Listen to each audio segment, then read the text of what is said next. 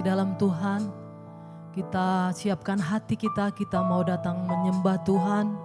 Kita mau beri yang terbaik bagi Tuhan pada pagi hari ini. Haleluya, haleluya. Terima kasih Tuhan.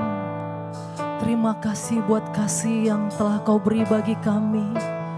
Kasih yang sempurna, kasih yang kekal, kasih yang berasal dari Engkau. Terima kasih Bapa.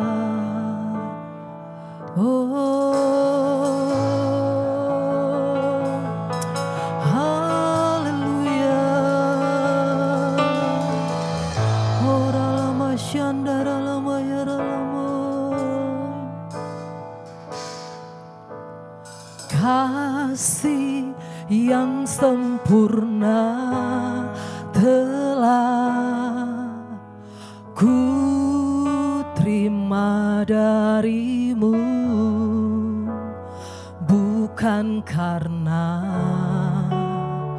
kebaikanku, hanya oleh kasih karuniamu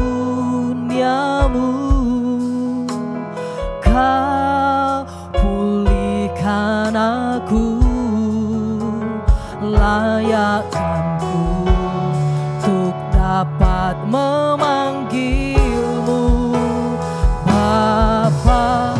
Kau beri yang ku pinta saat ku mencari, ku mendapatkan. Ku ketuk pintumu dan Kau bukakan, sebab Kau Bapa-Ku, Bapa yang kekal. Takkan Kau biarkan aku melangkah hanya sendirian. Kau selalu ada bagiku, sebab Kau Bapa-Ku, Bapa yang kekal. Kita angkat pujian ini dari awal, lebih sungguh-sungguh lagi katakan. Kasih yang sempurna telah ku terima darimu, bukan karena kebaikanku, hanya oleh kasih karuniamu Kau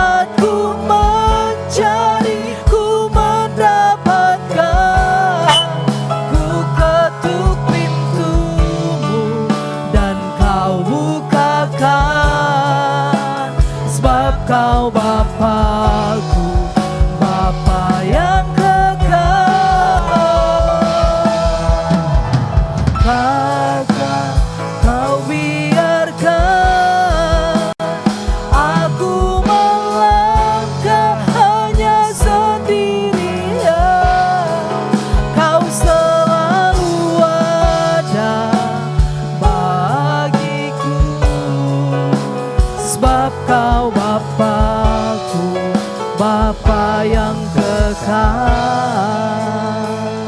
Mari angkat tanganmu, katakan,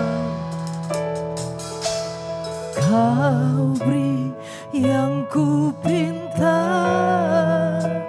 saat ku mencari, ku mendapatkan. Ku ketuk pintumu dan kau bukakan, sebab kau Bapa-Ku, Bapa yang kekal. Takkan kau biarkan aku melangkah hanya sendirian. Kau selalu ada bagiku, sebab kau Bapa-Ku, Bapa yang kekal.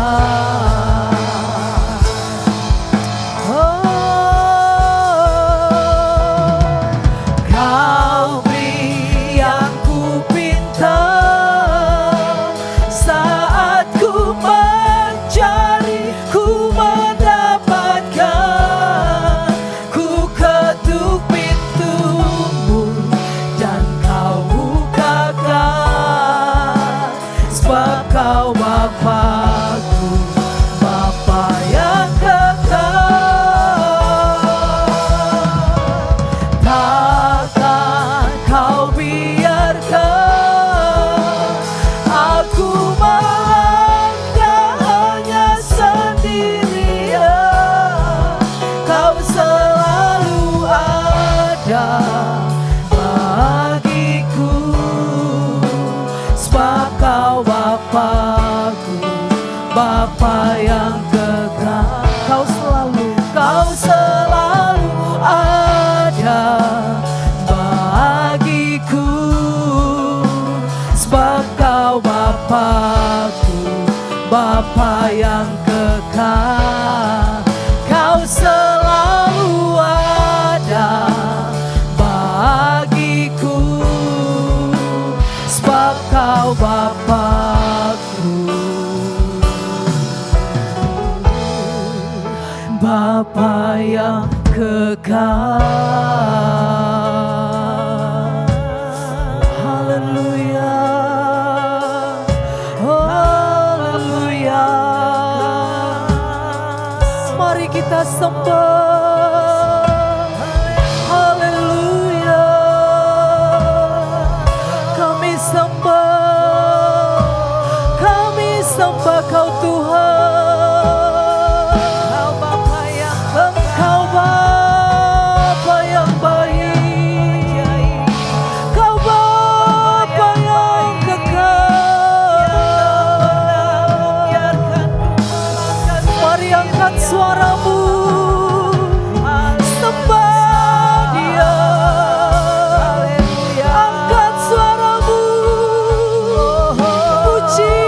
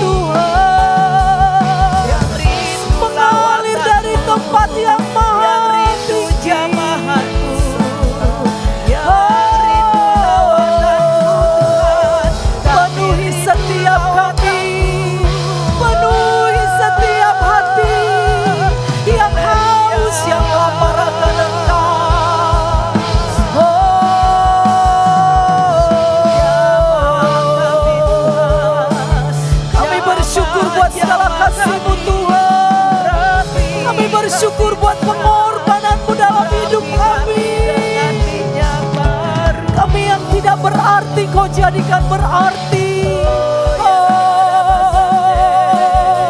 Sungguh besar kasih-Mu. Haleluya. Ya Rama Syah, ya Rama, ya Rama, ya Rama, ya Rama. Ya Rama Syik, ya Rama, ya Sanda, Rama, ya Rama, Rama, ya Sanda. Kasih yang dari surga mengalir memenuhi kami.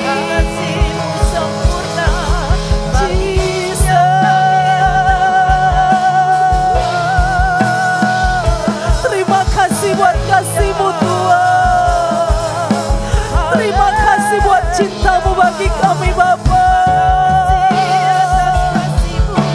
Kami rasakan hanya dekat kasih-Mu jiwa kami tentram. Terima kasih Bapa. Terima kasih Yesus. Terima kasih Yesus. Haleluya. Haleluya Jesus. Kami tahu ya Tuhan, hanya dekat kasih-Mu Bapa, jiwa kami tentram. Engkau yang menerima kami apa adanya dengan sepenuhnya. Sekalipun dunia melihat rupa, namun Engkau melihat setiap kedalaman hati kami Tuhan. Yang mengasihi-Mu, yang selalu melekat kepadamu. Oralama syandara lama ya ralama ya ralama ya ralama. Ini kerinduan kami Tuhan. Kami mau lebih lagi dekat kasih-Mu.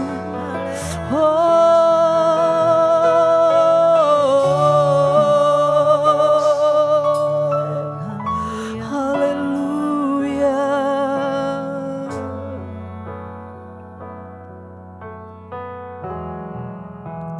Hanya dekat kasih-Mu Bapa,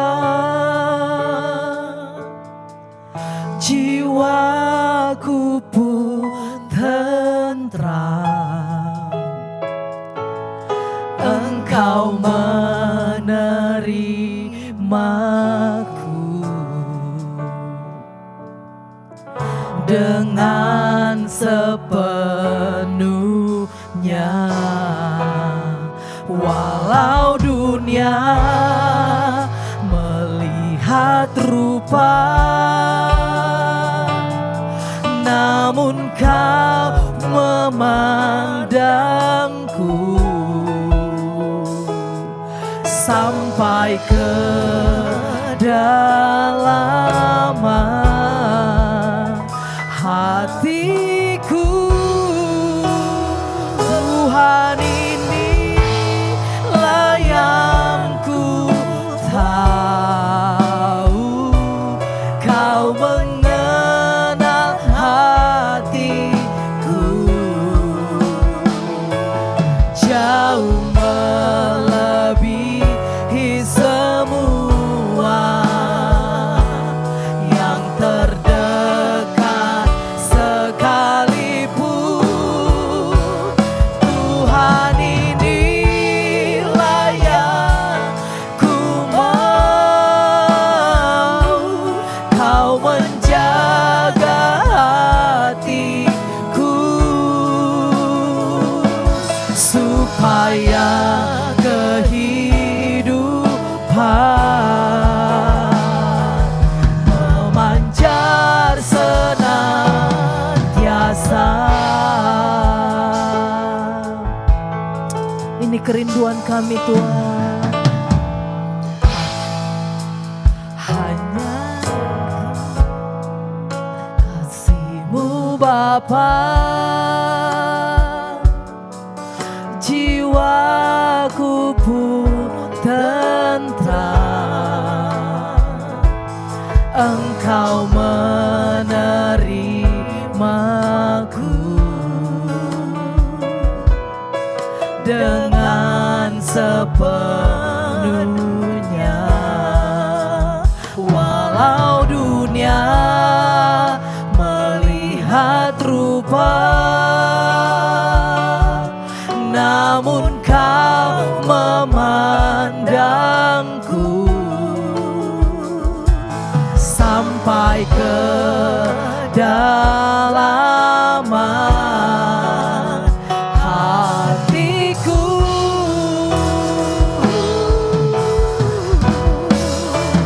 Tuhan, inilah yang ku tahu, kau mengenal hatiku, supaya melebihi semua yang terdekat sekalipun. Tuhan, inilah yang ku tahu, kau menjaga hatiku, daya kehidupan memancar senantiasa,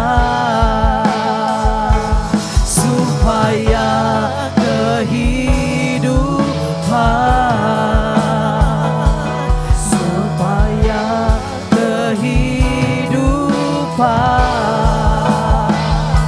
supaya kehidupan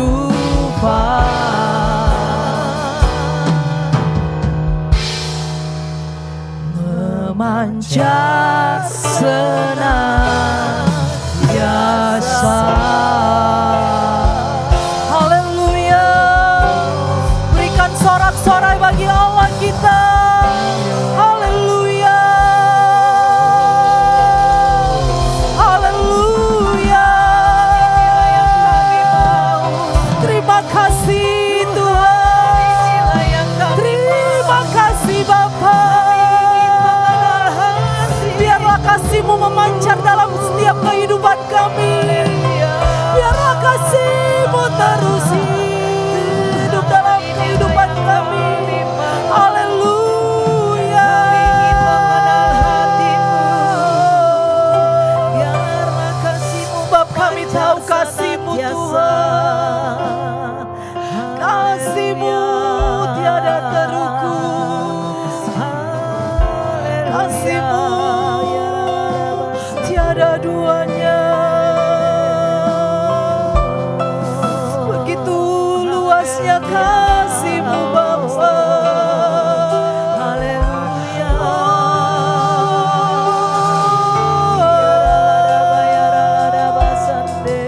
Bagai langit yang membentang, begitulah luasnya kasih-Mu Tuhan.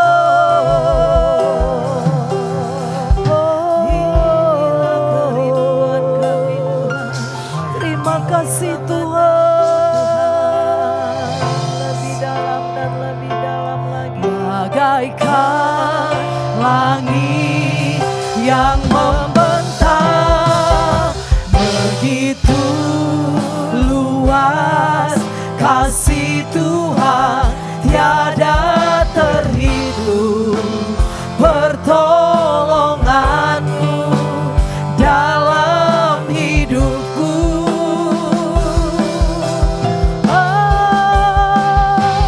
Bagaikan dalamnya samudra,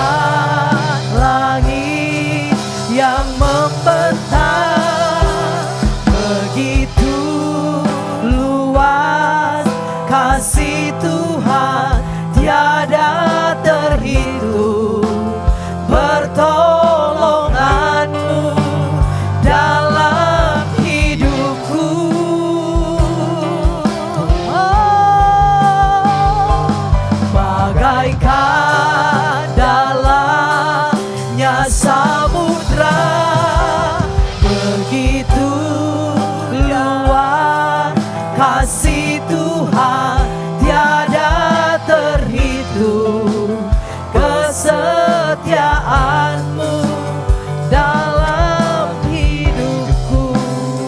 Mari kita sama-sama bangkit berdiri, katakan, bagaikan langit yang membentang, begitu luas kasih Tuhan tiada terhitung, pertolongan-Mu dalam hidupku.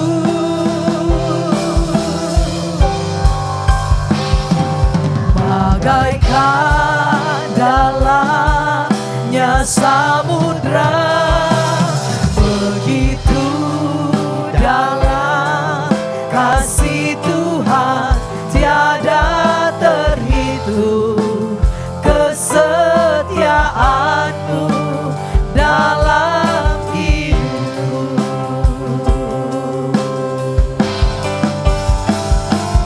Bagaikan langit yang membentang, begitu luas kasih Tuhan tiada terhitung, pertolongan-Mu dalam hidupku.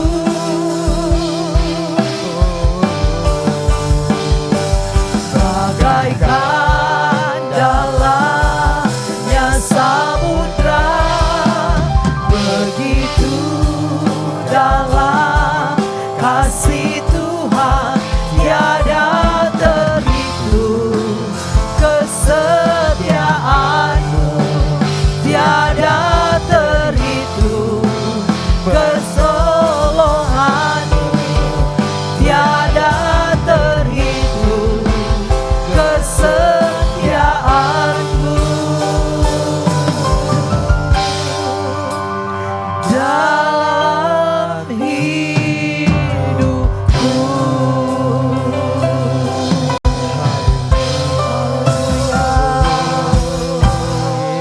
Haleluya.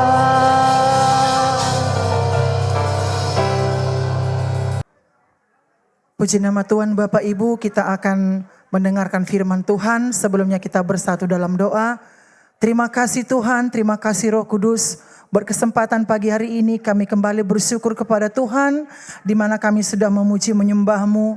Sebentar Tuhan, kami mau buka hati kami mau mendengarkan sebagian dari firman-Mu. Berfirmanlah, sampaikan isi hati-Mu Tuhan, sehingga firman-Mu itu boleh kami terima dalam hati kami Tuhan Yesus, yang akan membentuk kami, memperlengkapi menjadi orang-orang yang berkenan di hadapan Tuhan. Urapi hamba-Mu, urapi kami semua Bapa, sehingga lewat kebenaran firman Tuhan pada pagi hari ini kami semua diberkati. Di dalam nama Yesus kami berdoa, kami sambut firman-Mu dengan penuh sukacita. Semua yang siap mendengarkan firman Tuhan, bersama-sama kita katakan amin. Puji nama Tuhan. Bapak Ibu, pada hari ini kita masih ada dalam tema yang sama, yaitu enlarge the circle of love, yaitu bagaimana kita memperluas lingkaran kasih kita.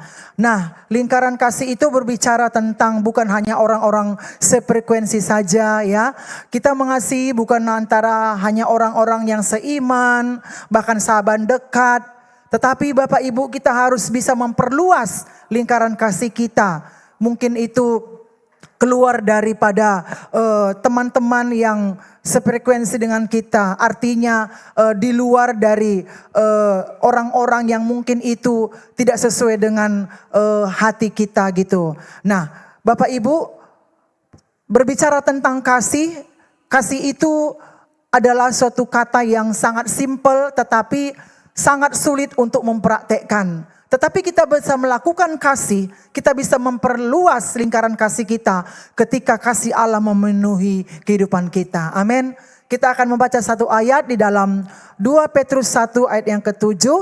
Firman Tuhan berkata, dan kepada kesalehan kasih akan saudara-saudara, dan kepada kasih akan saudara-saudara, kasih akan semua orang. Nah, jadi melalui firman Tuhan ini kita diajari untuk bisa mengasihi semua orang. Berarti tidak ada terkecuali, tidak ada perbedaan, tidak ada batas-batas atau gap, tetapi kita mengasihi semua orang tanpa membeda-bedakan satu dengan yang lain. Nah Bapak Ibu, bagaimana kita bisa melakukan hal ini? Nah ketika kita menyadari bahwasanya kita terlebih dahulu sudah dikasihi oleh Allah, ya, Allah mengasihi kita tanpa syarat, Allah mengasihi kita tanpa sebab akibat, tetapi Allah mengasihi kita dengan sepenuh hati. Allah mengasihi kita dengan kasih agape, yaitu kasih tanpa atau kasih jika, ya, tetapi dia menerima kita apa adanya tanpa memperhitungkan setiap latar belakang ataupun kelemahan kita. Pada siang hari ini saudaraku, bagaimana kita bisa memperluas lingkaran kasih kita? Ada 5 hal yang akan saya sampaikan. Ya, ketika kita mau menjangkau lebih banyak lagi, kita menjangkau lebih luas lagi bagaimana kita mengasihi orang-orang di luar sana. Ya, yang pertama itu kita harus menutup telinga dari gosip dan kata-kata yang melemahkan. Mengapa Bapak Ibu? Karena gosip itu bukan hanya sekedar kata-kata, tetapi racun yang memisahkan teman dekat. Ya, firman Tuhan berkata dalam Amsal 16 ayat 28, orang yang curang menimbulkan pertengkaran dan seorang pemfitnah menceraikan sahabat yang karib. Jadi ketika kita mungkin itu mendengarkan suatu cerita, ya, mendengarkan suatu kabar, ya, jangan langsung kita percaya sebelum cerita itu kita klarifikasi gitu. Nah, jadi itulah salah satu untuk kita bisa memperluas lingkaran kasih kita, ya. Dan juga kita harus membangun budaya komunikasi, ya. Bukan kita berbicara di belakang layar, ya. Mungkin kita mendengar informasi tentang suatu hal, ya kita harus melakukan pendekatan istilahnya, ya. Kita harus melakukan komunikasi langsung, bukan berbicara di belakang. Nah, kita tahu saudaraku bahwasanya gosip itu mungkin dimulai dari cerita kecil. Tetapi sekalipun cerita itu kecil, itu dampaknya akan mempengaruhi. Dampaknya itu sangat besar. Bisa itu pengaruhnya atau dampaknya negatif dan juga bisa positif. Nah, jadi sekali kepercayaan itu rusak, ya. Bahkan itu mungkin kita lihat dalam tengah-tengah keluarga kita, dalam pergaulan, bahkan dalam lingkungan pekerjaan atau bisnis, ya saudara. Sekali kita tidak percaya ataupun sekali kepercayaan itu rusak. Nah, apa yang terjadi? Maka keadaan itu akan sulit dipulihkan. Jadi untuk itu bagaimana kita memperluas lingkaran kasih itu? Kita harus menutup atau menfilter, ya, apa yang kita dengar lewat telinga kita, ya. Termasuk itu kata-kata yang menegatifkan, kata-kata yang melemahkan, sehingga kita tidak dipengaruhi oleh apa yang kita dengar, ya. Kita harus menutup telinga kita. Nah, yang selanjutnya Bapak Ibu, yang selanjutnya apa yang kita lakukan supaya kita bisa memperluas lingkungan kasih kita, lingkaran kasih kita, yaitu obati luka dengan pengampunan. Kita melihat di dalam Kejadian 50 ayat 20 sampai 21. Firman Tuhan berkata, memang kamu telah mereka-rekakan yang jahat terhadap aku, tetapi Allah telah mereka-rekanya untuk kebaikan. Dengan maksud melakukan seperti yang terjadi sekarang ini. Yakni memelihara hidup suatu bangsa yang besar. Jadi janganlah takut, aku akan menanggung makananmu dan makan anak-anakmu juga. Demikianlah ia menghiburkan mereka dan menenangkan hati mereka dengan perkataannya. Nah Bapak Ibu, kita lihat bagaimana tentang Yusuf, ya. Dia bisa tetap mengasihi saudara-saudaranya yang sudah banyak menyakiti dia, yang sudah banyak membuat dia terluka, yang sudah banyak membuat dia kecewa. Nah, kalau kita lihat, ya saudaraku, kalau Yusuf memilih untuk sakit hati, saudara, dia pasti memiliki banyak, sangat-sangat banyak alasan untuk sakit hati. Yaitu kepada saudara-saudaranya, kepada istri Potifar, kepada juru minum, ya saudara. Tetapi sekalipun Yusuf itu saudara tidak pernah lupa akan apa yang mereka lakukan kepadanya. Tetapi Yusuf itu memilih untuk tidak memperhitungkan kesalahan mereka. Sekalipun dari sisi otoritas Yusuf itu saudara, dia memiliki kemampuan untuk mungkin membalas dendam, ya saudara, kepada semua yang sudah dilakukan oleh saudara-saudaranya terhadap dia. Tetapi Yusuf, ya, memilih untuk melihat rancangan besar Allah atas semua kejadian yang dia alami. ya, atas semua keadaan yang sungguh membuat dia terpuruk, yang membuat dia tidak diperdulikan, bahkan yang membuat dia sangat-sangat tertekan, berada dalam titik terendah pun. Tetapi Yusuf tetap melihat rancangan besar Allah atas semua yang dia alami. Karena apa? Satu hal dia percaya, Bapak Ibu, bahwasanya Yusuf percaya bahwa Allah turut bekerja ya dalam segala sesuatu untuk mendatangkan kebaikan bagi dia dan keluarga besarnya. Ya saudara, kita tahu bagaimana keluarganya, saudara-saudaranya menjual Yusuf karena iri hati. Ya, Yusuf juga difitnah oleh istri Potifar. Bahkan Yusuf dilupakan oleh juru minum yang pernah dia tolong.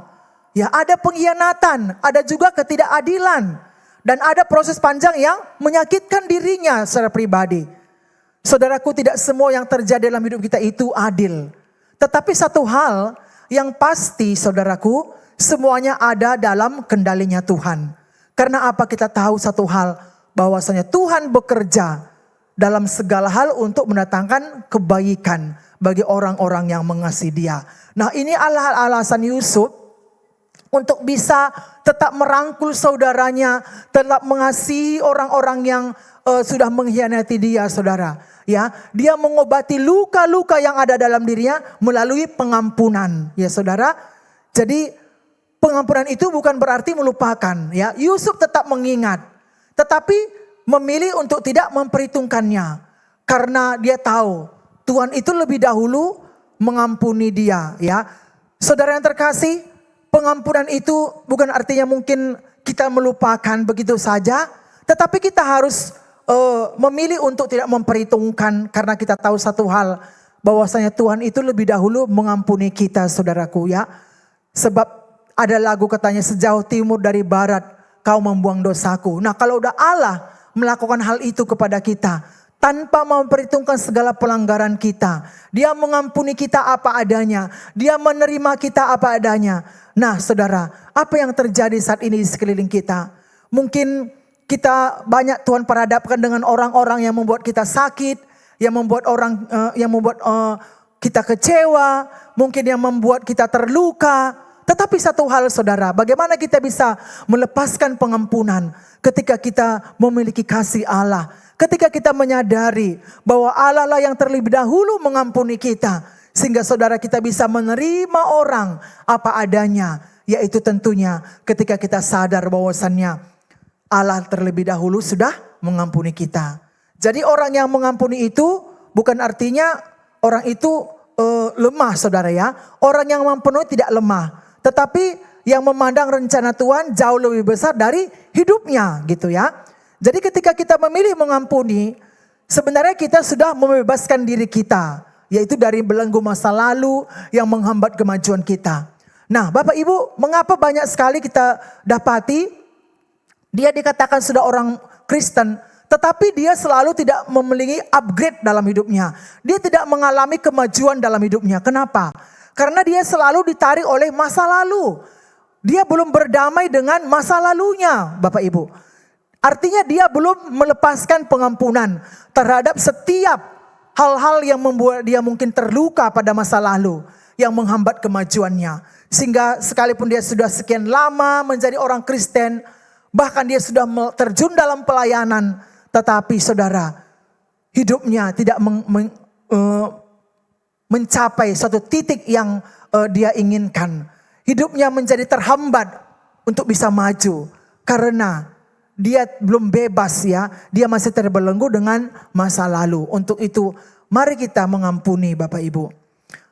Jadi orang yang memahami rencana Tuhan, ya, lebih mudah mengampuni dan otomatis memperluas kasih kepada semua orang, ya. Jadi artinya ketika kita mengerti rencana Tuhan dalam hidup kita, kita tahu yang terbaik sudah Tuhan sediakan dalam hidup kita, kita tahu kasih Allah sudah memulihkan hidup kita, maka kita akan tidak lagi berat untuk mengampuni orang-orang yang mungkin itu melakukan kesalahan terhadap kita. Nah, sehingga kita bisa berteman kepada semua orang, kita bisa menerima orang apa adanya.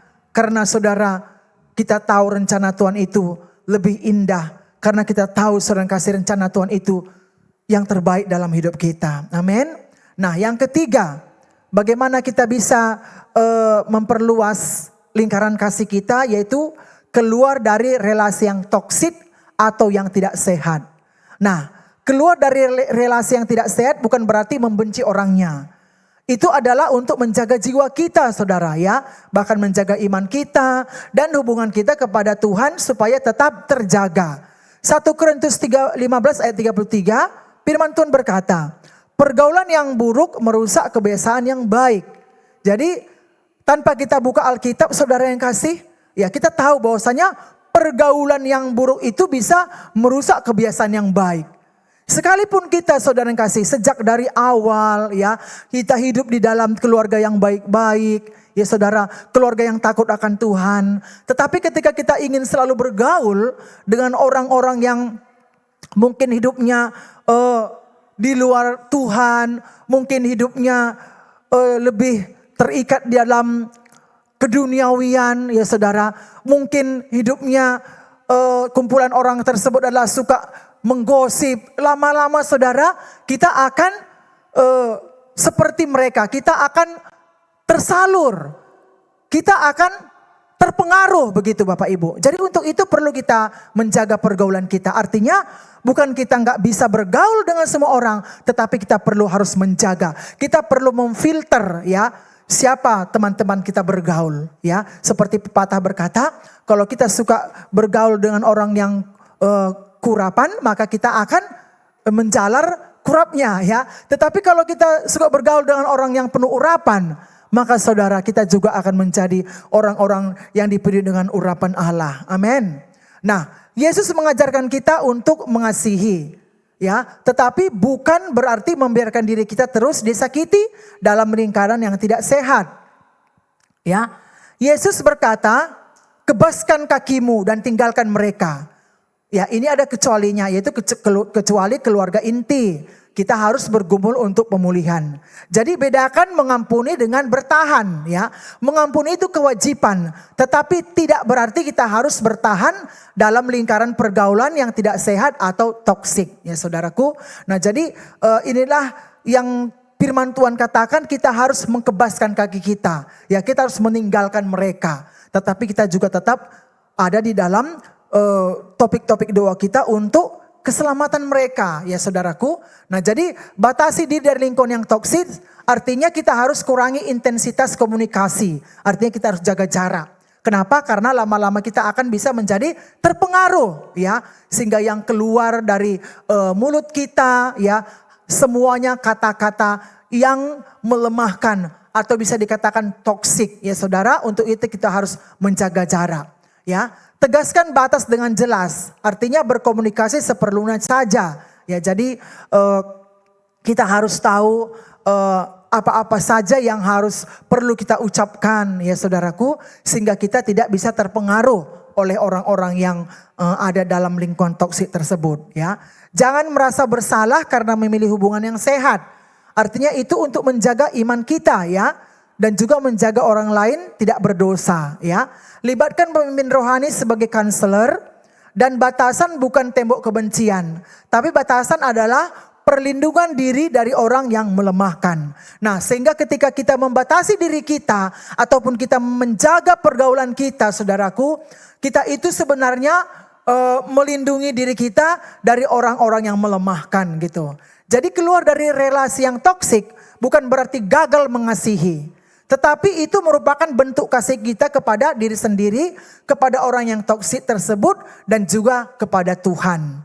Nah, jadi ketika kita ingin memperluas lingkaran kasih kita, mari kita harus kenali ya, di mana kita berada. Apakah kita ada di lingkungan yang sehat ya? Seperti Pak Gembala pernah berkata ya,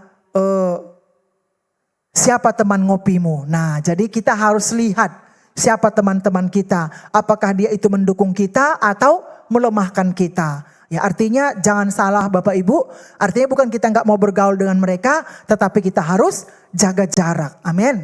Nah, yang keempat Bapak Ibu ya, yang keempat itu isi pikiran dengan kebenaran firman Tuhan ya. Di tengah dunia ini saudara, kita tahu ya, bahwasanya dunia ini penuh dengan suara-suara negatif. ya, penuh dengan gosip, penuh dengan manipulasi dan tekanan.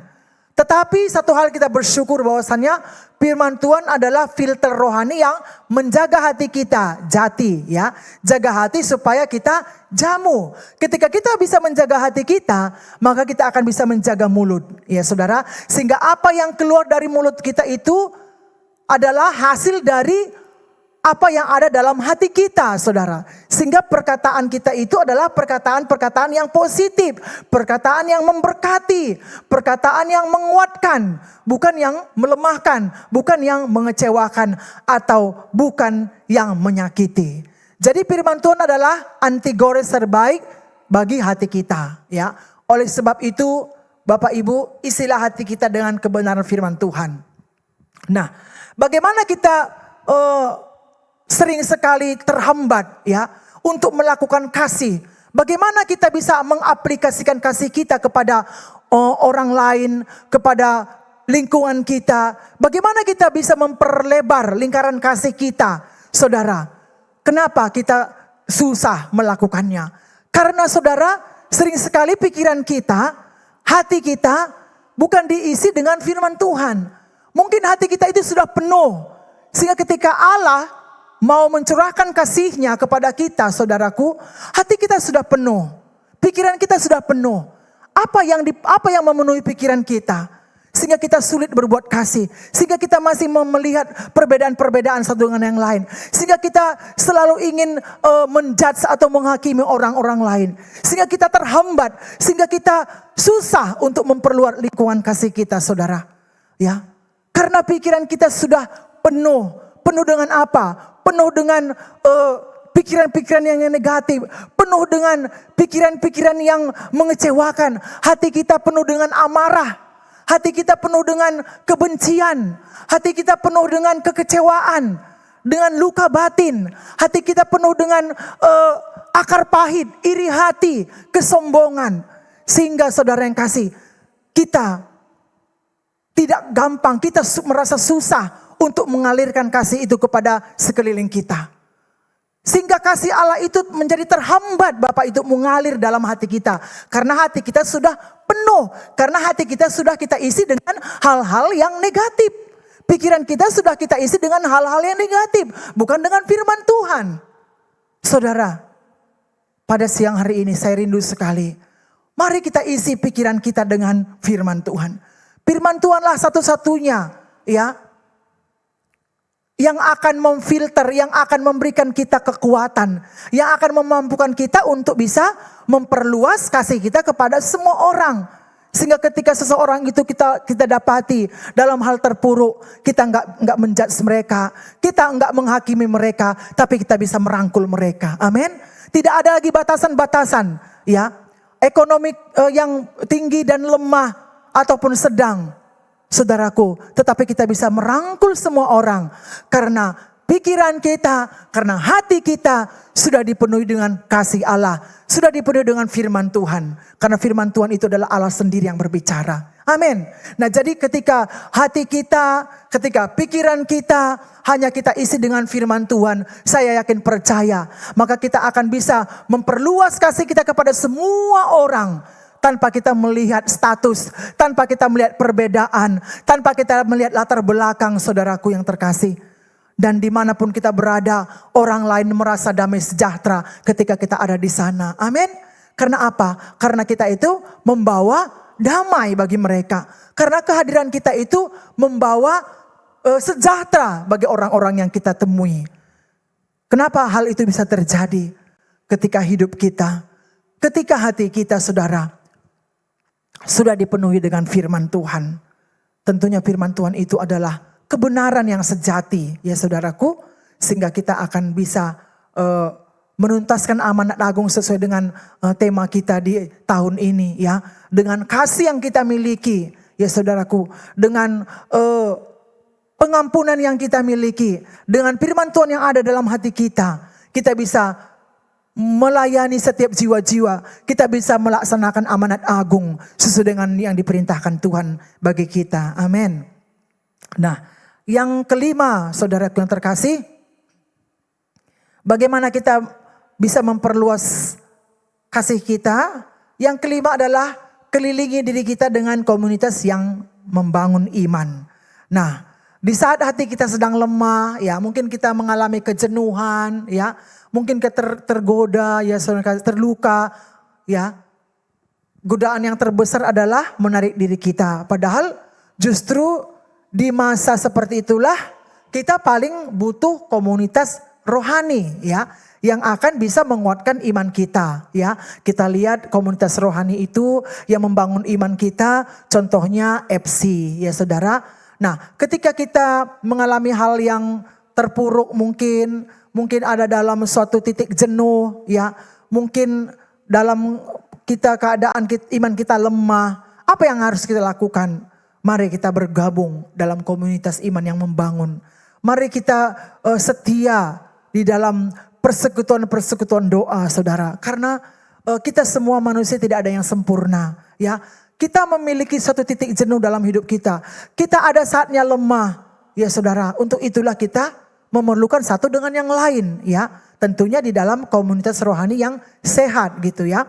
Firman Tuhan berkata dalam Ibrani 10 ayat 24 sampai 25 dikatakan, dan marilah kita saling memperhatikan supaya kita saling mendorong dalam kasih dan dalam pekerjaan baik. Janganlah kita menjauhkan diri dari pertemuan-pertemuan ibadah kita, seperti yang dibiasakan oleh beberapa orang. Tetapi marilah kita saling menasihati dan semakin giat melakukan menjelang hari Tuhan yang mendekat. Nah, jadi ketika kita bergabung dalam komunitas, saudaraku, ya, dalam komunitas itu kita dikuatkan, ya. Dalam komunitas itu kita diingatkan, diteguhkan, ya. Bahkan dalam komunitas itu kita saling menopang. Kenapa? Karena ketika kita sendirian, ya, ketika kita mungkin mengalami suatu pergumulan, ya, mengalami suatu tekanan, kita menarik diri dari suatu perkumpulan, kita mulai menjauhkan diri dari komunitas-komunitas, bahkan yang lebih parah lagi Bapak Ibu, kita mulai menarik diri dari ibadah. Tentunya kita akan goyah, ya. Tetapi komunitas, saudaraku, akan menjaga kita dari kejatuhan. Ketika kita bergabung dalam satu komunitas, maka komunitas kita itulah yang menjaga kita supaya kita jangan terjatuh lebih dalam lagi. Amin. Jadi menjauh dari komunitas, apa yang terjadi? Ketika kita menjauhkan diri dari komunitas atau dari persekutuan kita atau dari FC kita, maka yang terjadi, ya, pikiran kita akan semakin negatif, ya. Luka yang kita alami semakin mendalam, iman kita makin dingin, ya Saudara. Dalam komunitas, saudara yang kasih, kita dilatih kesabaran kita. Dan lebih parah lagi saudara yang kasih, ketika kita menjauhkan diri dari komunitas, ya, kita akan mengasihi diri kita sendiri. Kita akan merasa kita lebih benar, ya. Karena kita tahu orang lain itu semua salah. Nah, tidak ada yang menegur atau tidak ada yang menasihati kita. Kita yang bertanya, kita lagi yang menjawab. Nah, itulah dampak ketika seseorang lemah, ketika kita lemah, saudara, kita menjauhkan diri dari komunitas, maka kita bukan semakin baik, tapi kita akan semakin buruk.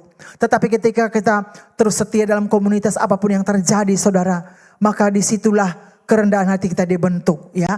Kasih kita akan diuji, ya, dan dimurnikan. Jadi komunitas itu, saudara, bukan tempat orang sempurna, ya. Perlu kita tahu bahwasannya komunitas itu adalah tempat orang yang diproses Tuhan untuk menjadi lebih baik. Jadi saudaraku yang terkasih, kasih bukan berarti membiarkan diri terus disakiti, ya. Tetapi kasih berarti bertahan dalam hubungan yang menghancurkan iman. Kasih bukan berarti bertahan dalam hubungan yang menghancurkan iman, menghancurkan harga diri dan masa depan kita. Firman Tuhan berkata dalam 1 Korintus 15 ayat 33, yang firman Tuhan berkata tadi, pergaulan yang buruk merusak kebiasaan yang baik. Nah, jadi dalam Amsal 4 ayat 23 juga firman Tuhan berkata, jagalah hatimu dengan segala kewaspadaan, karena disitulah terpancar kehidupan. Jadi hari ini saudara, Tuhan mengingatkan kita supaya kita bisa memperluas lingkaran kasih kita, ya. Kita berani mempersempit lingkaran yang penuh yang akan merusak iman kita, ya. Kita perlu mempersempit lingkaran yang membuat kita mungkin semakin jatuh, ya, membuat kita lemah, ya. Mungkin ada yang selama ini saudara, ya, mungkin bertahan dalam hubungan yang manipulatif, ya, terikat dalam relasi yang menjauhkan dari Tuhan, ya, takut melepaskan karena mungkin dia merasa, ya, tidak berharga tanpa orang itu, ya, karena mereka terbiasa dengan toksik karena apa alasannya? Karena dia takut kesepian. Tetapi saudara dengar baik-baik, kasih yang sehat adalah membangun, ya. Jadi kita bisa melihat ketika sesuatu itu membangun, maka itu adalah kasih yang sehat, ya. Kasih yang dari Tuhan selalu memulihkan, ya, bukan meruntuhkan ataupun bukan mencerai-beraikan. Kasih yang benar tidak menindas. Jadi memperluas kasih bukan berarti mengizinkan semua orang tinggal dalam hidup kita tanpa batas. Tetapi kadang justru saudara, kasih terbesar adalah bisa dikatakan kita berkata cukup, ya. Aku memilih Tuhan, aku memilih kesehatan jiwaku.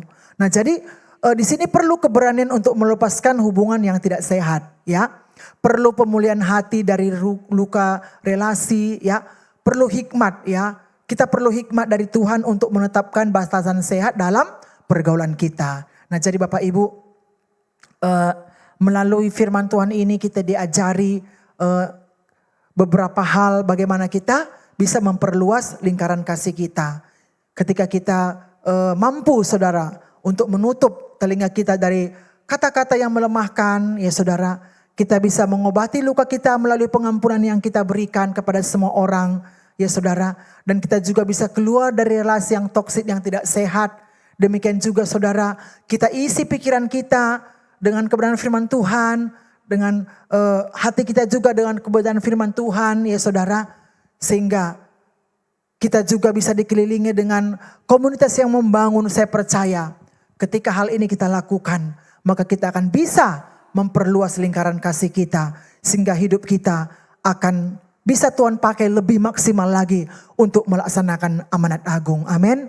Inilah firman Tuhan saudara. Mari kita berdoa pada siang hari ini. Tuhan Yesus, aku mengakui bahwa Engkau adalah sumber kasih yang sejati. Ampuni kami Tuhan jika kami selalu mungkin sering bertahan dalam hubungan yang tidak memuliakan Engkau. Berilah kami keberanian Tuhan untuk boleh menetapkan batasan-batasan yang akan kami lakukan dalam kehidupan kami. Pulihkan hati kami Tuhan Yesus. Sembuhkan luka batin kami.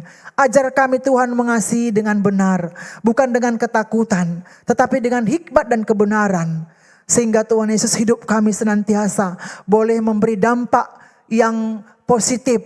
Hidup kami Tuhan Yesus boleh memberi dampak kepada orang-orang di sekeliling kami. Melalui hidup kami kasih Allah boleh disalurkan. Karena kami membuka hati kami. Karena kami mengisi hati dan pikiran kami dengan firman kebenaran firman-Mu. Dengan kasih Allah. Sehingga Tuhan, apa yang kami terima daripadamu Tuhan, kami boleh salurkan Bapa. Kami boleh memperluas lingkaran kasih kami dengan semua orang. Dengan tanpa membeda-bedakan satu dengan yang lain. Sehingga Tuhan, kami boleh melihat penuhan jiwa-jiwa terjadi lewat kehidupan kami. Gerejamu dipenuhi dengan jiwa-jiwa Tuhan Yesus. Pakai kami Bapa. Biarlah senantiasa hidup kami terus dipenuhi dengan kasih Allah. Sehingga Tuhan hidup kami boleh mampu melaksanakan amanat agung yang Kau percayakan. Terima kasih Bapa, berkati kami pribadi lepas pribadi. Berikan kami keberanian terus Tuhan untuk boleh melakukan kasih yang Kau berikan bagi kami. Sehingga Tuhan, melalui apa yang kami lakukan Tuhan, orang-orang juga boleh merasakan kasih Allah. Mereka boleh diselamatkan bagi kemuliaan-Mu. Terima kasih Bapa, materikan setiap kebenaran firman-Mu. Biarlah kami boleh mengaplikasikan setiap firman-Mu yang kami dengar pada siang hari ini dalam kehidupan kami sehari-hari. Terima kasih Bapa, dalam nama Yesus kami berdoa. Semua yang diberkati bersama-sama kita katakan amin.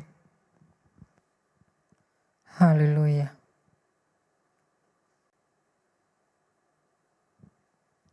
Haleluya. Terpuji Engkau Tuhan Yesus, Allah yang baik, Allah yang penuh kasih. Kami akan terus mendengarkan firman-Mu, sebab firman-Mu adalah kekuatan kami Tuhan. Firman-Mu ya dan amin. Firman-Mu berkuasa selamanya. Sebab itu kami merindukan firman-Mu yang boleh memberkati kami Tuhan. Urapi hamba-Mu Tuhan dan urapi kami semua pendengar firman-Mu. Supaya firman-Mu boleh bertumbuh, berakar dan berbuah dalam hidup kami untuk kemuliaan nama-Mu. Dalam nama Tuhan Yesus kami siap diberkati firman-Mu. Haleluya. Amin. Shalom Bapak Ibu, Saudara yang terkasih dalam nama Tuhan Yesus Kristus. Pada umumnya manusia itu memiliki kasih dalam dirinya dan menyalurkannya, mengasihi orang-orang yang disenanginya, terutama orang-orang yang terdekatnya, ya, orang-orang yang ada di sekelilingnya, yaitu terutama keluarga, sahabat, teman yang lainnya. Nah, tetapi kasih yang dimiliki manusia pada umumnya itu tidak seperti kasih yang Tuhan mau gitu. Karena kasih yang pada umumnya dimiliki manusia itu hanya kepada orang-orang tertentu dan di waktu yang tertentu dan dalam suasana hati tertentu. Nah, firman Tuhan untuk kita pada hari ini ya temanya Unlock the Circle of Love ya.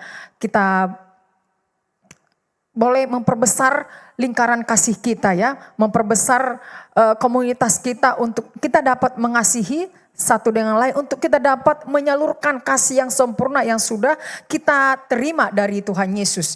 Ya, memperbesar lingkungan kasih kita tidak hanya kepada orang-orang tertentu, tidak hanya kepada orang-orang yang kita senangi dan tidak hanya di waktu-waktu tertentu, di musim tertentu, tidak hanya di dalam suasana hati tertentu, ya, tetapi juga kepada orang-orang di luar teman, di luar keluarga, di luar sahabat, di luar orang-orang yang kita senangi, di luar jangkauan begitu ya, karena dunia ini banyak orang yang mengalami kekurangan kasih, minus kasih ya. Banyak orang yang tersingkirkan, banyak orang yang tertolak ya, mengalami penolakan. Baik itu di keluarganya, ditolak, baik itu di lingkungannya, ditolak ya. Bahkan ditolak oleh dunia gitu ya, ditolak oleh masyarakat umum gitu. Nah, kita sebagai anak-anak Tuhan, kita harus hadir ya untuk mengasihi orang-orang yang di luar jangkauan ini, yang di luar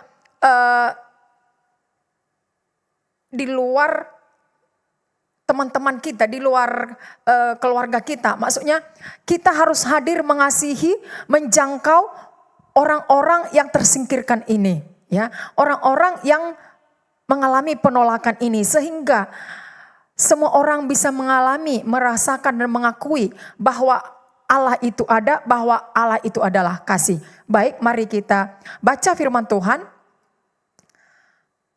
dalam Kolose 3 ayat 14. Dan di atas semuanya itu kenakanlah kasih sebagai pengikat yang mempersatukan dan menyempurnakan. Nah, kasih. Arti daripada ayat ini adalah di mana kita melakukan segala sesuatu itu dengan didasari oleh kasih.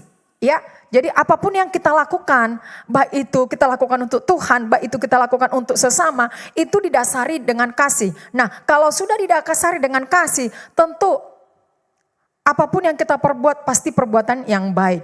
Nah, segala sesuatunya itu kita memperlakukan orang lain itu dengan kasih, bukan memandang orang dengan sinis, memandang orang dengan rendah, memandang orang dengan sebel, dengan marah ya. Karena ada kalanya ada orang kita lihat di sana menyebalkan, ada orang di sana kita lihat mencengkelkan. Nah, tapi kalau kita memiliki kasih, firman ini mengatakan kenakanlah kasih sebagai pengikat dan yang mempersatukan dan menyempurnakan. Nah,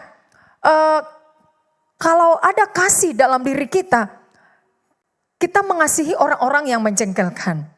Itulah kasih Tuhan itu ya. Kalau dunia hanya mengasihi orang-orang baik, hanya mengasihi orang-orang yang disenangi, orang-orang yang diharapkan, maka kasih yang dari Tuhan, kemauan Tuhan itu kita hadir mengasihi orang-orang sekalipun orang tersebut menjengkelkan, sekalipun orang tersebut melukai, bahkan merugikan, ya, merugikan secara materi, merugikan secara mental, merugikan secara yang lainnya juga. Nah, kita lanjut ya. Kita baca perikop ini ya, judul perikop ini judulnya itu adalah manusia baru. Nah, jadi sebelum ke ayat 14 itu ada beberapa ayat di atasnya, tapi yang kita baca ada 4 dulu ya. Yang 4 ini aja dulu ya, sebelum 14. Ayat 8, 9, 12 dan 13. Demikian. Tetapi sekarang buanglah semuanya ini, yaitu marah, geram, kejahatan, fitnah, dan kata-kata kotor yang keluar dari mulutmu. Jangan lagi kamu saling mendustai, karena kamu telah menanggalkan manusia lama serta kelakuannya. Selanjutnya. Karena itu sebagai orang-orang pilihan Allah yang dikuduskan dan dikasihinya, kenakanlah belas kasihan, kemurahan, kerendahan hati, kelemah lembutan dan kesabaran. Sabarlah kamu seorang terhadap yang lain dan ampunilah seorang akan yang lain apabila seorang menaruh dendam terhadap yang lain. Sama seperti Tuhan telah mengampuni kamu, kamu perbuat jugalah demikian. Nah, perikop ini berbicara ayat-ayat yang kita baca barusan ini menyuruh kita agar membuang segala rasa marah, ya, rasa geram, rasa sebal, rasa jengkel, rasa dendam, ya, dan menjauhkan, menanggalkan segala fitnah, kata-kata kotor dari diri kita, dari mulut kita buang, kita hentikan dari mulut kita buang dari hati kita. Sebagaimana Kristus sudah membaharui kita, karena amarah, dendam, fitnah, kata kotor, mendustai tadi dikatakan itu adalah ciri orang yang hidup di luar Kristus atau manusia lama. Tetapi orang yang sudah dibaharui, yang sudah lahir baru, manusia baru itu akan memperlakukan orang lain sebagaimana Tuhan telah memperlakukannya. Menerima apa adanya, mengasihi walau berkali-kali jatuh, walau kadang tidak setia, ya tapi Tuhan tetap mengasihi kita. Tuhan tetap setia kepada kita. Demikian kita perlakukan orang lain menurut ayat dan perikop ini, ya. Jadi mari kita menanggalkan dan melepaskan rasa benci, ya, rasa sakit, ya, dan kita menggantinya dengan mengenakan kasih Yesus kepada sesama kita. Termasuk kepada orang-orang yang selalu menjengkelkan. Ada orang selalu menjengkelkan. Nah, mungkin bagi sebagian orang, sekali disakiti masih kumaafkan. 2 kali kau sakiti masih kumaafkan. Seperti lagu itu. Tapi jangan kau coba 3 kali katanya. Kalau 3 kali enggak dimaafkan lagi. Nah, tetapi kasih Yesus mengajari kita untuk selalu memaafkan, menerima, mengasihi sampai berkali-kali, bahkan tidak terhitung berapa kali gitu ya. Nah, ada kalanya kita mengampuni orang sekali 2 kali, tapi terus-terus dia membuat jengkel. Nah, dan kita tidak bisa pergi karena mungkin kita berada di lingkungan yang sama, berada di tempat kerja yang sama, berada di keluarga yang sama gitu, satu keluarga, tapi selalu menjengkelkan. Bagaimana kita menghadapi ini? Apakah kita putus hubungan? Tidak bisa putus hubungan darah tidak bisa diputus gitu ya. Walaupun ada orang yang memutusnya dengan memutus komunikasi gitu ya. Nah, tetapi kasih Yesus mengajar kita untuk selalu terus walaupun tiap hari menjengkelkan, kasih Yesus memampukan kita. Kasih Yesus mengajari kita untuk terus mengasihi, mengampuni, mengasihi, mengampuni, mengasihi. Itu ya. Memang ini tidak mudah. Ya. Tetapi firman Tuhan mengatakan kita harus membuang segala rasa jengkel. Mungkin kita berkata, kemarin sudah kuampuni, sudah kulepaskan rasa kesalku kepada dia. Masa hari ini diulang lagi? Memang demikian firman Tuhan. Karena kasih Tuhan pun selalu baru setiap hari. Demikian juga kasih kita, pengampunan kita terus kita lakukan kepada orang-orang yang menjengkelkan kita. Itulah tandanya kita manusia baru. Sebab kita tidak sama dengan mereka, dengan orang di luar sana yang masih manusia lama, yang masih mengenakan manusia lama, yang masih mengedepankan egonya, ya, yang masih menonjolkan kedagingannya. Nah, kalau kita yang sudah merasakan, menyadari, mengalami, memahami benar kasih Allah itu, maka kita akan selalu mengalirkan kasih yang dari Tuhan itu. Akan selalu mengalirkan, memperlakukan orang lain sebagaimana Tuhan mau. Sebagaimana kita ingin diperlakukan juga. Karena dengan demikian maka orang akan melihat bahwa Allah itu nyata di hidup kita bahwa kasih itu ada dalam diri kita. Ya, ada saya lihat ya beberapa gereja, ini gereja ya, ini contoh nyata. Mereka saling mengasihi satu dengan yang lain, ya berkorban dengan habis-habisan ya untuk teman satu komunitasnya, komunitas rohani ya. Itu angkat jempol sama mereka. Tetapi ketika mereka keluar dari komunitas ini, mereka menjadi batu sandungan. Mereka pelit terhadap orang lain, mereka kejam terhadap orang lain, mereka serakah di luar sana. Tetapi di komunitas mereka itu atau di gereja mereka saling mengasihi, saling merangkul, saling berbagi. Nah, ini kasih yang salah. Memang benar firman Tuhan berkata, kasihilah sesamamu terutama teman seiman gitu ya. Teman seiman itu bukan hanya teman satu komunitas. Teman seiman itu bukan hanya teman satu gereja. Ya, tetapi teman seiman artinya teman sesama orang percaya. Dan itu pun juga bukan hanya teman orang percaya aja yang kita kasihi. Firman Tuhan katakan berbuat baiklah kepada semua orang. Agar dengan demikian mereka melihat Allah dan mempermuliakan Allah yang hidup gitu ya. Jadi kasih itu bukan hanya kepada teman satu gereja, satu komunitas. Tetapi kepada orang lain juga. Orang lain harus melihat kasih itu mengalir dalam diri kita. Kita salurkan kepada orang lain. Ya. Memiliki kasih Yesus itu yang membuat kita mampu mengasihi sesama. Memang gak mudah. Mengasihi teman itu mudah. Mengasihi anak, keluarga itu mudah. Lumrah, semua dunia bisa melakukannya. Tetapi mengasihi orang yang sering melukai perasaan. Bahkan yang mempermalukan kita. Mengasihi orang yang memperlakukan kita tidak adil. Memperlakukan kita semena-menanya. Bagaimana kita mengampuninya dan menerimanya kembali. Mengasihinya itu bukan dengan kekuatan kita. Tetapi hanya dengan kesadaran penuh akan firman Tuhan. Dan kekuatan dari Roh Kudus dan kasih Allah benar-benar memenuhi dirinya, itu baru mampu mengasihi orang lain. Karena kasih itu bukan hanya di mulut, bukan hanya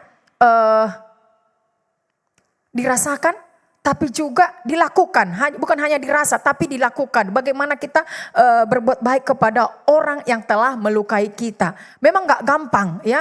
Tapi hanya orang-orang yang mengalami kekuatan, menerima kekuatan dari Roh Kudus, itu akan mampu mengasihi ya.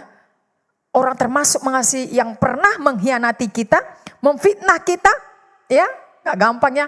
Mengkhianati, memfitnah, meninggalkan kita di saat terpuruk, meninggalkan kita di saat kita butuh ya, mengecewakan ya, bahkan mungkin pernah mempermalukan kita.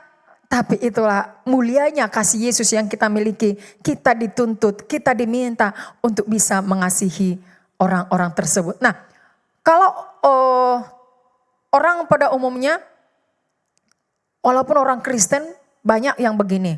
Mengasihi orang, mengampuni, tetapi lalu melupakan gitu ya. Maksudnya agar tidak terjadi lagi, nanti terulang lagi, kulupakanlah. Tidak, kasih Yesus itu adalah kasih yang mampu ketika sudah dilukai, diampuni, dikasih, kembali lagi hubungan baik.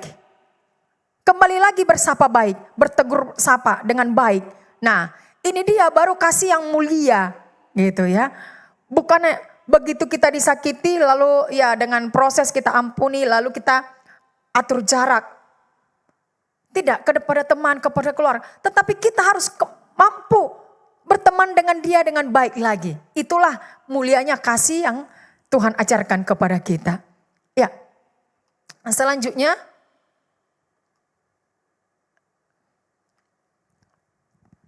Dalam Matius 9 ayat 13 katanya begini ya.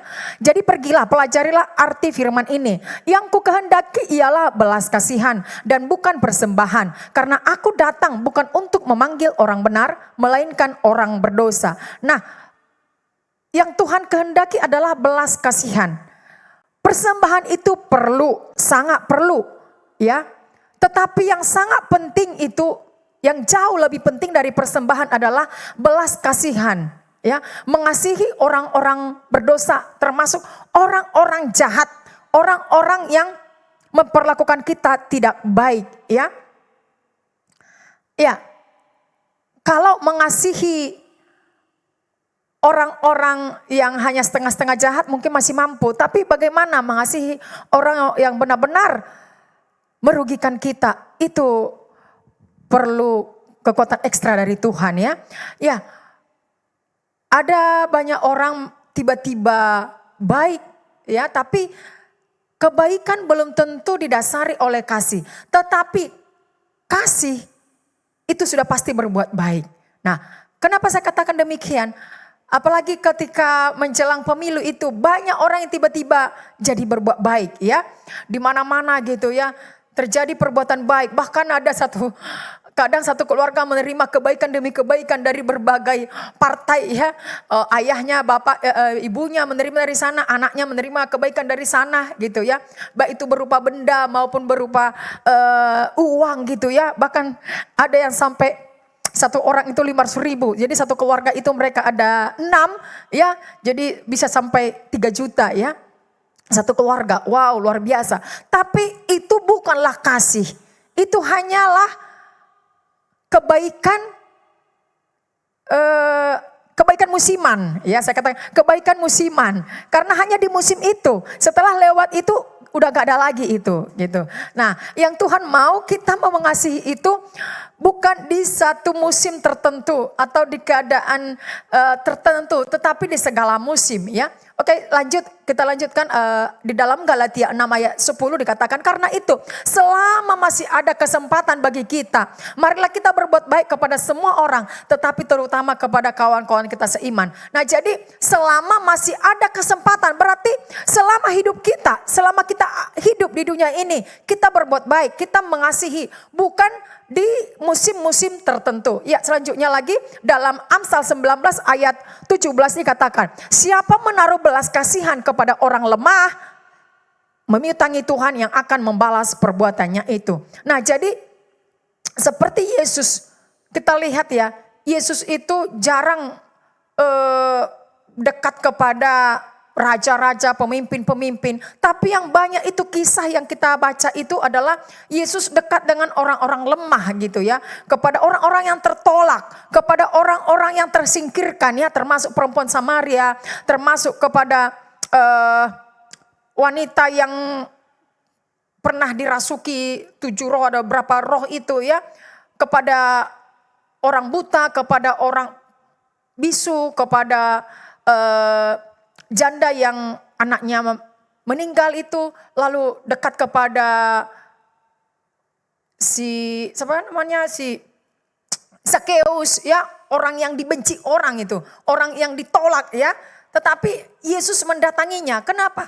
Karena mereka itu sesungguhnya yang butuh kasih, ya. Bukan orang-orang hebat, orang-orang besar, bukan. Tetapi yang sangat membutuhkan belas kasihan itu adalah orang-orang lemah, gitu, ya.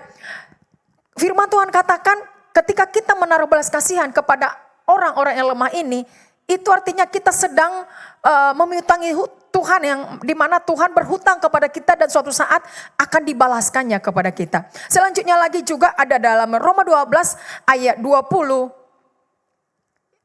Selanjutnya itu dikatakan, tetapi jika seterumu lapar, berilah dia makan. Jika ia haus, berilah dia minum. Dengan berbuat demikian, kamu menumpukkan bara di atas kepalanya. Nah, jadi kembali kepada yang saya katakan tadi, bukan hanya kepada orang-orang yang kita senangi, tetapi termasuk kepada musuh kita. Siapa musuh kita? Seteru itu musuh. Siapa musuh kita? Yaitu orang-orang yang selalu mencengkelkan kita, orang-orang yang selalu memfitnah kita, selalu menyindir kita, selalu menekan kita, selalu mengintimidasi, selalu membuat kita sebal gitu, ya.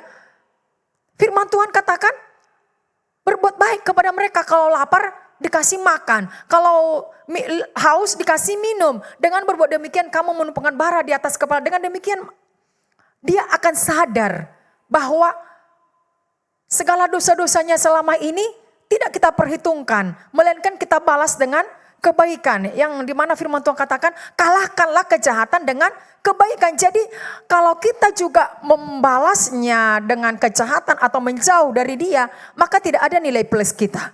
Tetapi dengan kita membalas kejahatannya itu dengan kebaikan-kebaikan, maka kejahatannya itu akan kalah dengan kebaikan kita, gitu ya.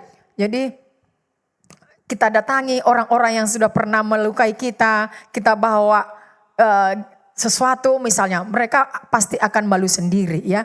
Ya, satu lagi dalam Lukas 14 ayat 12 sampai 14. Dan Yesus berkata juga kepada orang yang mengundang dia, apabila engkau mengadakan perjamuan malam, janganlah engkau mengundang sahabat-sahabatmu atau kaum keluargamu atau tetangga-tetanggamu atau kaum keluargamu yang kaya. Karena mereka akan membalasnya dengan mengundang engkau pula dan dengan demikian engkau mendapat balasnya. Selanjutnya 13. Tetapi apabila engkau mengadakan perjamuan, undanglah orang-orang miskin, orang-orang cacat, orang lumpuh dan orang-orang buta. Dan engkau akan berbahagia karena mereka tidak mempunyai apa-apa untuk membalaskan kepadamu. Sebab engkau akan mendapat balasnya pada hari kebangkitan orang-orang benar. Nah, jadi keempat ayat ini mulai dari Galatia, Amsal tadi, Roma dan Lukas itu, intinya dari 4 ayat ini yang saya bacakan adalah di mana kita diminta untuk mengasihi orang-orang lemah, orang-orang yang tidak terpandang, orang-orang yang tidak diperhitungkan oleh masyarakat pada umumnya. Ya, kalau biasanya memang orang kalau mengadakan pesta ya, pasti yang diundangnya kawan-kawan, sahabat-sahabat, keluarga. Nah, di luar keluarga itu pasti diundang orang-orang hebat. Karena apa? Karena mereka terpandang, ya. Apalagi kepala-kepala, dia kepala bagian, kepala ini, kepala ini. Karena mereka akan membawa ampau yang lebih besar. Tapi coba kalau dipanggil itu orang-orang yang di pinggir jalan, ya mereka tidak akan membawa ampau itu. Mereka akan datang dengan tangan hampa. Ya tidak akan membalasnya, ya.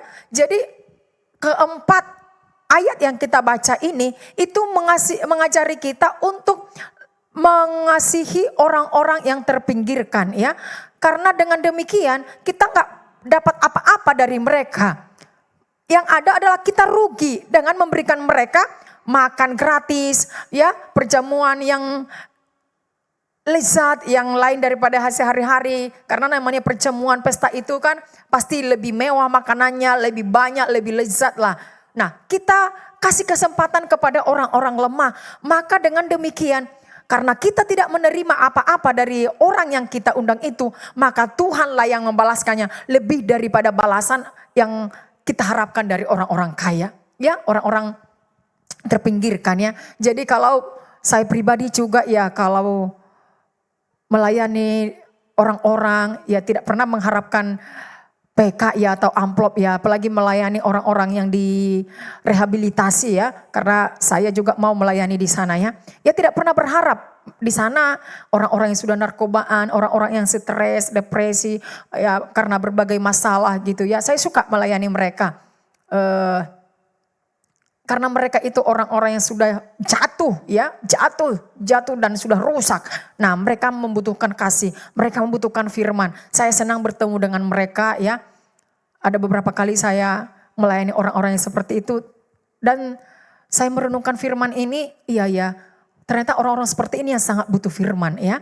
Orang-orang seperti ini yang butuh kasih. Bukan hanya orang-orang di gereja saja. Di gereja itu memang semua orang butuh kasih, tapi orang-orang di gereja itu mereka sudah mendengar firman, mereka sudah mendapat kasih, merasakan kasih dari Tuhan. Tetapi orang-orang yang sudah jatuh itu dalam narkobaan, stres, depresi, ya aduh, ada laki-laki dan perempuan, ada yang sudah tua juga, yang sudah punya anak, sudah punya cucu juga ya. Kasihan melihat mereka, ya. Saya senang melayani mereka, ya orang-orang seperti itu. Bahkan juga melayani orang-orang yang tinggal di daerah pinggiran rel ya. Aduh luar biasa. Ketika berdoa juga mereka menangis ya. Anak-anak kecil ya. Mereka suka berdoa dengan menangis, bernyanyi dengan menangis gitu. Ya saya dapat merasakan bagaimana hati mereka itu ya. Keadaan mereka itu saya bandingkan bagaimana ketika saya melayani di tempat yang sejuk, yang aman, yang nyaman. Dengan melayani orang yang ada di pinggiran rel kereta api itu sangat-sangat jauh ya. Dan saya senang karena saya bisa hadir membawa kasih Allah, membawa firman Allah ya. Walaupun tidak membawa materi saya kepada mereka, setidaknya saya membawa harapan kepada mereka lewat firman yang saya bawakan gitu ya. Nah jadi orang-orang seperti itu yang Tuhan katakan undanglah mereka. Ya, orang-orang seperti itu yang butuh kasih, yang butuh perhatian. Ya, karena dunia ini sudah putus pengharapan. Karena banyak orang di dunia ini merasa tidak memiliki kasih, tidak ada yang menyayangi, tidak ada yang mempedulikan, tidak ada yang menerima, semua menjudge, semua menyingkirkan. Ya, karena orang-orang di dunia ini hanya mencari orang-orang yang sempurna, orang-orang yang hebat gitu ya.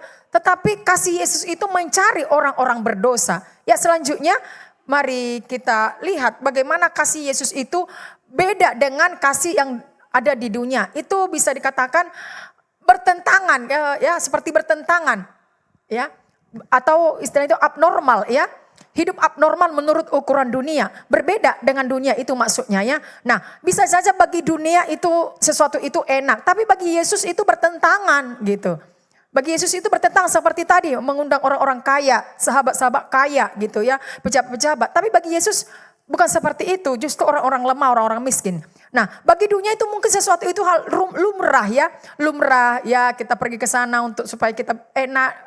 Tapi bagi Yesus itu dosa ya, misalnya korupsi sikit nggak apa-apa itu lumrah katanya. Tapi bagi Yesus itu dosa ya,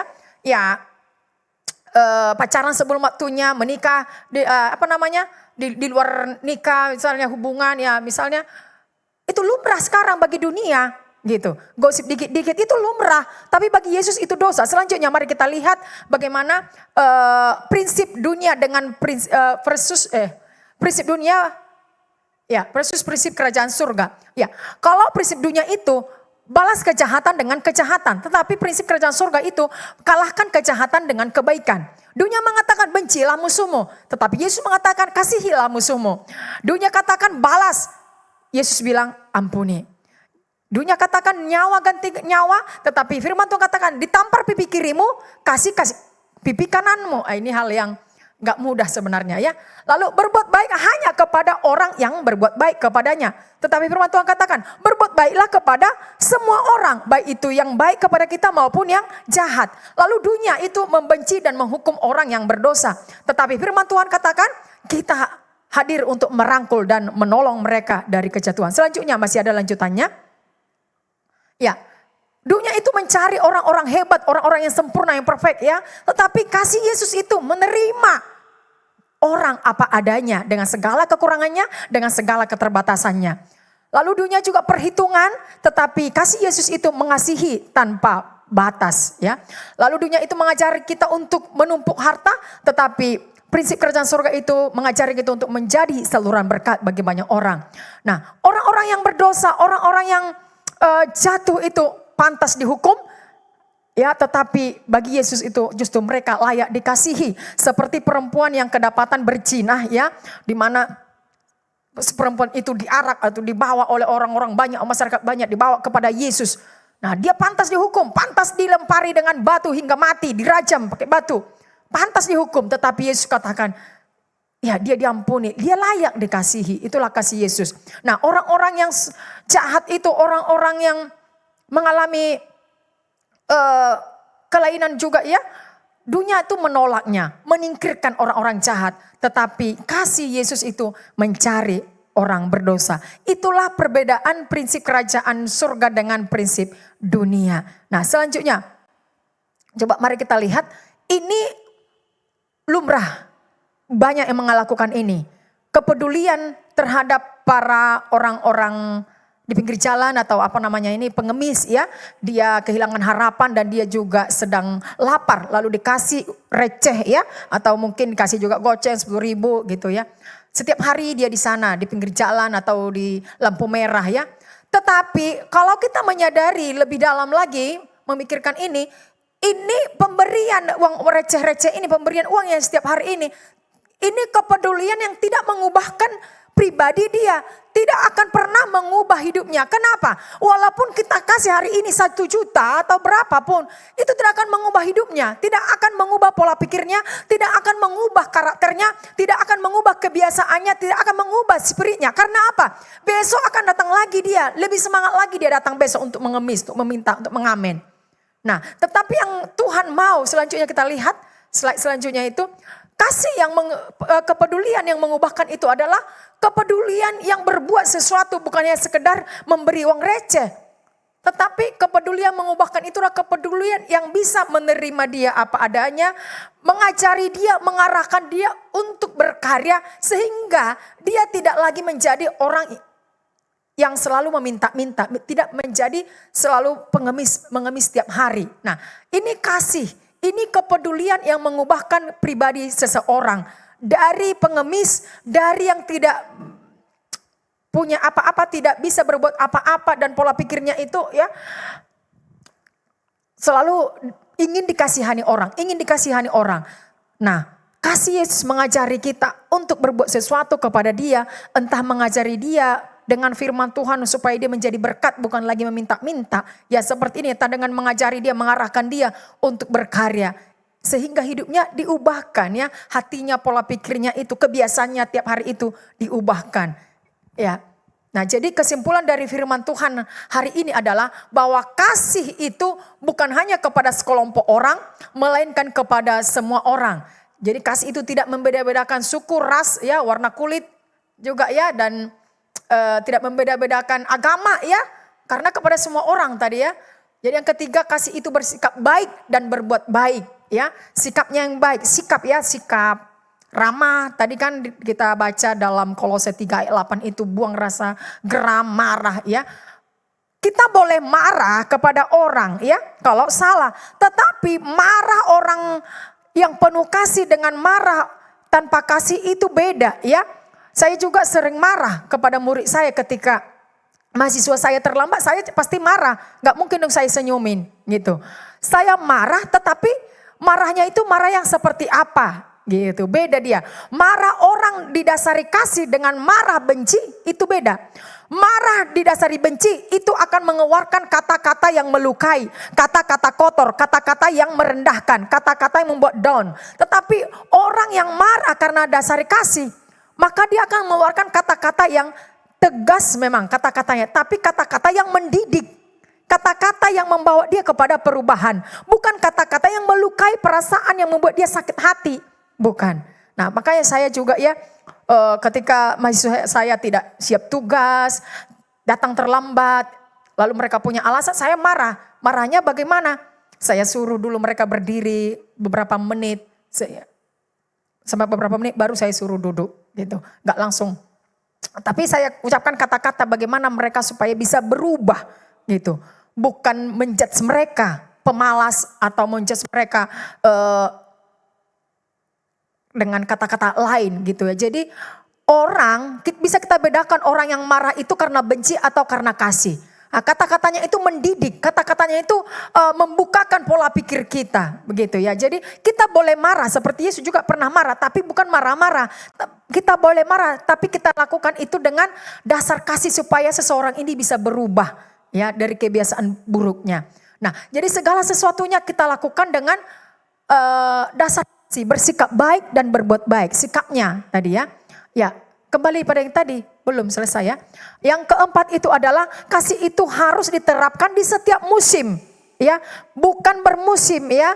Ya, seperti tadi saya katakan musim menjelang pilkada, pemilu itu banyak sekali orang baik. Tapi setelah itu tidak kelihatan lagi entah di mana ya. Bahkan ketika bencana terjadi di Sumatera Utara, mereka yang berbuat baik di musim menjelang pilkada itu tak satu pun yang kelihatan. Maka sampai dicari-cari. Mana si anu katanya. Tidak kelihatan ya.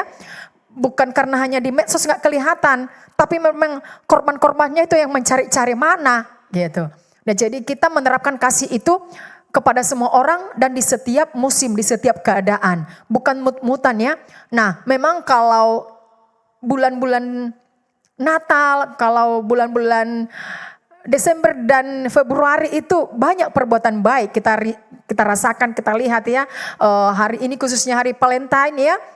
Perbuatan baik itu banyak, change kado ya kan. Imlek juga bagi-bagi, Natal juga bagi-bagi. Nah, tapi kasih yang Tuhan ajarkan adalah kasih tanpa melihat musim, di semua musim ya. Di segala musim kita terapkan kasih itu. Lalu yang kelima adalah kasih itu tidak bersyarat. Kalau dunia itu kasihnya bersyarat. Kalau kau baik, kau akan kubaiki. Tetapi firman Tuhan katakan, entah dia baik, entahkah dia jahat, kita berbuat baik kepada dia. Kalau orang dunia katakan begini, kalau dia baik, aku lebih baik lagi. Tapi kalau dia jahat, oh aku bisa lebih jahat lagi. Nah itu sering itu terjadi bagi dunia ya. Tapi kasih Yesus katakan, entah dia baik, entah dia jahat, kita tetap mengasihi. Lalu prinsip dunia juga, kalau prinsip dunia itu mencari yang hebat, mencari yang sempurna ya, lalu dia akan dikasihi. Nah tetapi kasih Yesus itu tidak harus baik, tidak harus hebat, tidak harus perfect dia. Tidak harus jago dia, baru kita kasih apa adanya ya. Dan tidak perhitungan. Kalau dunia itu suka perhitungan, udah berapa kali kau maafkan, udah berapa kali kau berkati. Kasih Yesus itu tidak suka perhitungan ya. Jadi orang-orang yang tersingkirkan, orang-orang yang mengalami penolakan perlu hadir kasih. Perlu kita hadir untuk menelurkan kasih kepada mereka. Ya karena banyak orang di dunia ini ya di sekeliling kita lah, kita lihat dulu ya. Banyak orang yang mengalami penolakan, banyak orang yang tersingkirkan, yang dibully, yang dijudge gitu. Nah mari kita hadir untuk merangkul mereka. Mari kita hadir untuk mendengar mereka. Mari kita hadir untuk menerima mereka. Ya, sehingga apa yang terjadi ketika kehadiran kita, ketika kasih kita salurkan kepada orang-orang yang terpinggirkan ini, tersingkirkan dan tertolak ini, maka itu kehadiran kita itu akan menyadarkan dia kembali, membangkitkan semangat dia kembali, membangkitkan kepercayaan diri dia kembali dan membangkitkan kesadaran dia bahwa ternyata dirinya berharga, bahwa ternyata dia dikasihi Tuhan, bahwa ternyata Allah itu ada. Menerima dia walaupun mungkin keluarganya menolaknya. Walaupun mungkin orang sekelilingnya menyingkirkan dia. Karena sesuatu, karena kekurangannya, karena keterbatasannya. Kita hadir sebagai anak-anak Tuhan yang menelurkan kasih. Maka bangkit kembali kepercayaan dirinya. Dan kembali dia berpengharapan kepada Tuhan. Ya, jadi kasih itu tidak hanya dirasa, dikata, tapi juga di aksi. Selanjutnya yang terakhir, slide terakhir adalah kasih itu ya bertindak ya, tindakannya bukan hanya sebatas kasih uang receh, tetapi mengajari dia, membawa dia kepada yang benar. Itulah kasih yang sesungguhnya ya, seperti perempuan Samaria, seperti perempuan yang berzina itu ya, seperti orang yang kerasukan, bukan ditolak ya, bukan disingkirkan, dijauhkan ya, ditinggalkan, tetapi membawa dia kepada kebenaran. Itulah kasih yang sejati. Ya, mari kita perluas lingkaran kasih kita, bukan hanya atas keluarga, teman, sahabat, tetapi kepada orang-orang lain ya. Demikian firman Tuhan, amin. Untuk firman Tuhan mari kita berdoa. Terpuji Engkau Tuhan, terima kasih buat firman-Mu yang mengajari kami untuk memperluas lingkaran kasih kami kepada orang lain. Bukan hanya kepada orang-orang yang kami senangi dan bukan hanya kepada orang-orang baik. Tetapi mampukanlah kami Tuhan Yesus seperti yang Kau ajari kepada kami. Supaya kami mampu menjangkau orang-orang yang tidak terjangkau oleh dunia ya Tuhan. Orang-orang yang ditolak oleh dunia, yang tersingkirkan oleh dunia. Mampukan kami untuk menerima mereka, merangkul mereka Tuhan. Mengasihi mereka Tuhan, menyalurkan kasih-Mu kepada mereka. Sehingga kepercayaan diri mereka bangkit kembali, semangat mereka, pengharapan mereka kepada Tuhan. Supaya mereka Tuhan Yesus merasakan bahwa Allah itu ada, hadir dalam hidup mereka dan merasakan kasih-Mu yang sempurna itu. Terpuji Engkau Tuhan, bukan dengan kuat hebat kami, namun dengan kekuatan-Mu Roh Kudus memampukan kami untuk mengasihi orang-orang yang telah melukai kami, yang telah mengecewakan kami. Sebab hanya dengan kekuatan dari Roh Kudus kami mampu menerapkan kasih-Mu ya Tuhan. Dan kasih-Mu yang sempurna itu Tuhan terus mengalir dari diri kami kepada orang-orang lain yang membutuhkannya. Dalam nama Yesus terpuji Engkau Tuhan, kemuliaan bagi-Mu di tempat maha tinggi. Dalam nama Yesus kami berdoa dan bersyukur, haleluya. Amin. Bapak Ibu, mari kita akhiri ibadah kita, semua kita bangkit berdiri. Mari kita berdoa. Bapa di surga, terima kasih Tuhan untuk ibadah menara doa kami pada hari ini. Kami sungguh merasakan Tuhan hadir di tengah-tengah kami, melawat setiap pribadi yang hadir, baik yang online atau onsite. Tuhan berkati semuanya, biar kuasa-Mu bekerja atas kami, dan firman-Mu yang kami dengar hari ini boleh menjadi rema dan menjadi pegangan bagi kami, agar kami boleh menjadi memperluas lingkaran kasih kami Tuhan, dan kami boleh membangun hubungan kasih yang lebih lagi dengan orang-orang di sekitar kami. Berkati hamba-hamba-Mu Tuhan, Ibu PDP Nur Malam Serbakti yang telah menyampaikan firman-Mu, berkati keluarga, berkati anak-anak, dan juga berkati hamba-Mu Ibu Pendeta Muda Jenri, Tuhan berkati, berikan kesehatan, dan bila setiap firman yang disampaikan Tuhan boleh kami lakukan, kami praktekkan dalam kehidupan kami. Bapa, berkati anak-anak, berkati pekerjaan hamba-Mu Tuhan Yesus. Terima kasih Bapa. Kami juga berdoa bagi bangsa dan negara kami Indonesia. Tuhan berkati pemerintahan kami, biarlah kuasa-Mu bekerja dan memberikan kebijaksanaan, hikmat bagi pemimpin-pemimpin kami Tuhan untuk menjalankan pemerintahan ini. Berkat juga Bapak Gembala kami, Bapak Dr. Luki bin Ajis MTH, Tuhan berikan kesehatan dan pakai terus Tuhan untuk bergerak dengan visi yang dari Tuhan, supaya boleh bersama-sama membawa gereja ini menjadi gereja yang menjadi berkat bagi kota Medan. Terima kasih Bapak. Kami juga berdoa untuk kota Kudus, Yerusalem, Salom Yerusalem, biar damai sejahtera ada dalam lingkungan tembok-Mu dan sentosa ada dalam puri-puri-Mu, dan bila setiap orang yang mencintai-Mu memperoleh damai dan sentosa. Kalau sebentar kami akan pulang, Tuhan jaga lindungi, pagari dengan malaikat dari surga, dan sebelum kami pulang kami mau menerima berkat yang dari Tuhan. Saudaraku yang kasih, kiranya Tuhan menjaga dan melindungi engkau. Kiranya Tuhan menjadikan berhasil apapun yang kau kerjakan. Kiranya Tuhan menyinari engkau dengan wajah-Nya dan memberikan engkau damai sejahtera. Saudaraku yang kasih, terimalah berkat besar dari Allah Bapa, cinta kasih daripada Tuhan Yesus Kristus, dan persekutuan yang manis dengan Roh Kudus menyertai kita, mulai hari ini sampai selama-lamanya. Haleluya. Semua yang diberkati bersama dengan saya katakan, amin. Amin. Haleluya. Tuhan memberkati.